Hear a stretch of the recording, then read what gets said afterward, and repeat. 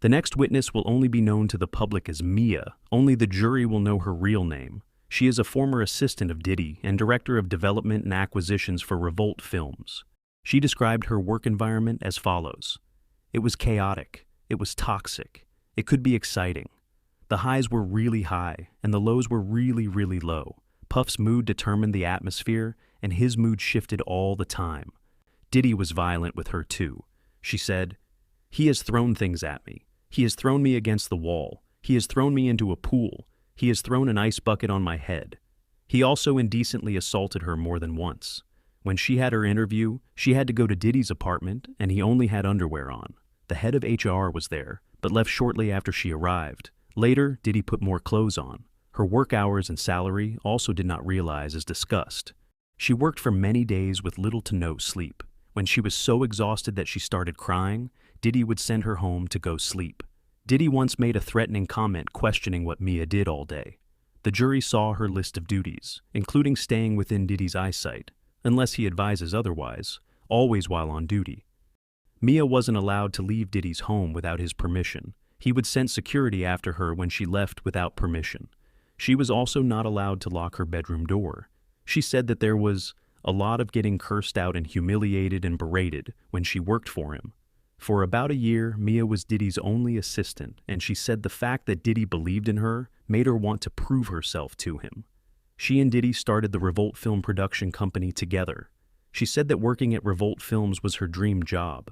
But there were times where Diddy would take projects or her credits on them away from her, or threaten to do so when he was angry.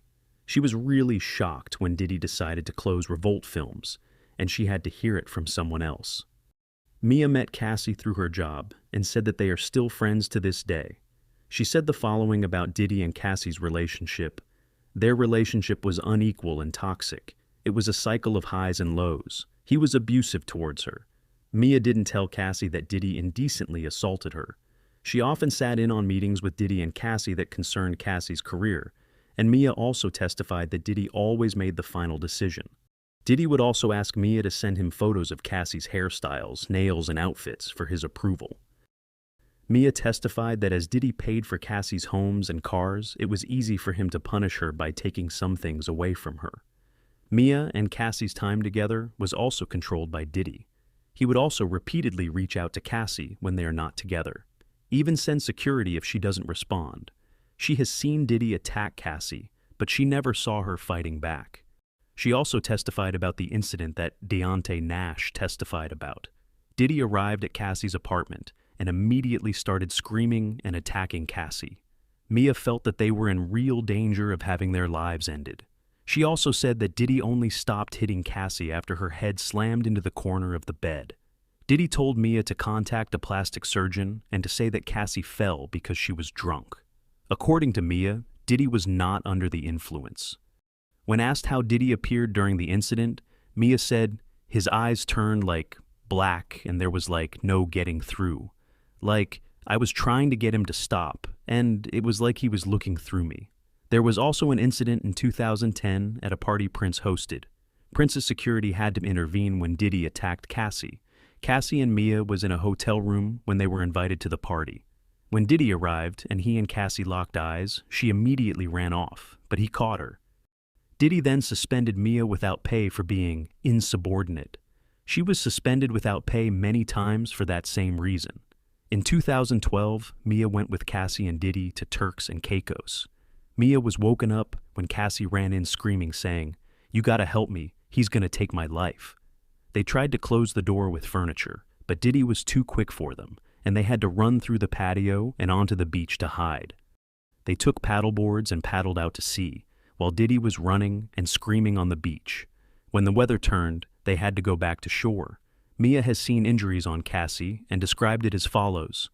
"I would see bruises on her body and fat lips and busted eyebrow, like a gash on her forehead, black eyes, things like that." She also saw the black eye below Cassie's makeup at the Perfect Matches premiere. Cassie stayed in hotels when she was unable to cover up her injuries.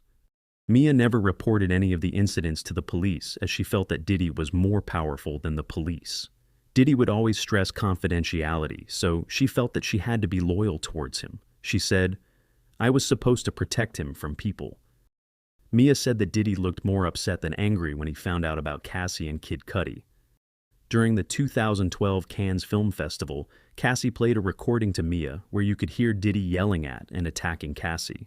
Mia also saw how, during the premiere, Diddy was talking to Cassie through gritted teeth and dug his nails into her arm. She was also in charge of setting up hotel rooms for Diddy and cleaning them afterwards to make sure there is nothing left that a housekeeper could take to the media. She testified that the rooms would be a nightmare, with baby oil, candle wax, and sometimes blood to clean up. Mia testified that Cassie once received a SMS and told her that Diddy wants to have a hotel night. Cassie looked very nervous and got stomach issues due to her nerves. Diddy pressured Mia to take substances, as he became upset when she tried to fake that she was taking the substances. Once on a music video set, Diddy was upset that his Wi-Fi was off and threw the computer at her head. She explained, "He cut me off and started screaming at me that, like, I shouldn't come back here until I figured out the Wi-Fi myself. Something like, I don't care if you have to call Bill Gates," and then chucked the computer at my head. Luckily, the computer just missed her. He threw many things at her over the time she worked for him. She would always wonder the following: is there something wrong with me that I would make him so upset? She wanted to leave her job many times, but was afraid she wouldn't get a job anywhere else. Diddy once didn't give her phone back after making a call on it. He wanted to search for incriminating evidence that he could keep against her if she had something on him. According to her, she didn't have anything compromising on her phone. When Mia was asked why she never said no during the indecent assault, she said, "I couldn't tell him no, like, about a sandwich. I couldn't tell him no about anything. There's no way I could tell him no. He would fire me and ruin my future and somehow twist the story into making me look like a threat." She wasn't planning on ever telling anyone, but feels now that it is her moral obligation to ensure that it doesn't happen to others too. When Diddy fired an assistant because she said that he had hit Cassie, and when he fired Capricorn Clark, he told Mia that if they filed a lawsuit against him, Mia would have to testify and say what he tells her to say. The morning of May 30th, Mia resumed her testimony. She was asked why she would send the words, "love you," in messages to Diddy.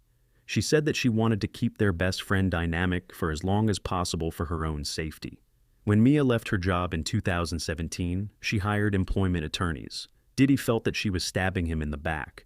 Her attorneys made a settlement offer of $10 million, but they settled for $400,000 and Mia received $200,000. She has PTSD after what she went through when working for Diddy and is unable to work. Diddy contacted Mia numerous times after Cassie filed her lawsuit against Diddy, as well as his security guard D-Rock, but she didn't answer his calls or messages. The defense showed Facebook posts from Mia and asked her why she made positive posts about times with Diddy. She didn't want Diddy's fans or her family to think that anything was wrong. She barely had any time to spend with her family and friends, and had to beg to go to her grandmother's funeral. Mia testified, "I was in fear any time Puff was not happy, because I wanted to make sure that he was, because then I was safe." She added, "When things were good, we felt really safe, and we forgot. We almost forgot about those things." Mia said the following after being asked why she endured the physical and emotional abuse for so long.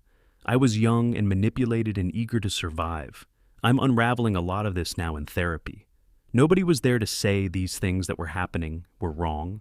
There was nobody around us that ever even flinched at his behavior. I was always in trouble, and I was always just trying to find a way not to be in trouble." When the cross-examination continued on June 2nd, the defense said that Mia's resume, when she applied to work for Diddy, said that she provided round-the-clock support as assistant to her previous boss and that she has a thick skin. Mia responded, "I thought I did." Many messages were shown where Mia still communicated with Diddy after she were not working for him anymore, always sending her love. She said she has done so after Kim Porter, the mother of 3 of Diddy's children, passed away, and she was still psychologically under his control. Mia testified about messages between her and Cassie that Diddy discovered, "He has stolen my phone many times. He has stolen Cassie's phone many times. He has put tracking devices on her car. I'm not sure what he's capable of. I was terrified." Mia testified that she isn't planning to sue Diddy for the indecent assault, and she doesn't want money based on her testimony at trial. Defense attorney Brian Steele asked Mia, "Isn't it true you were let go for failing to arrive on time and for drinking?" Mia testified, Absolutely not. View the full background story on our channel and subscribe for updates.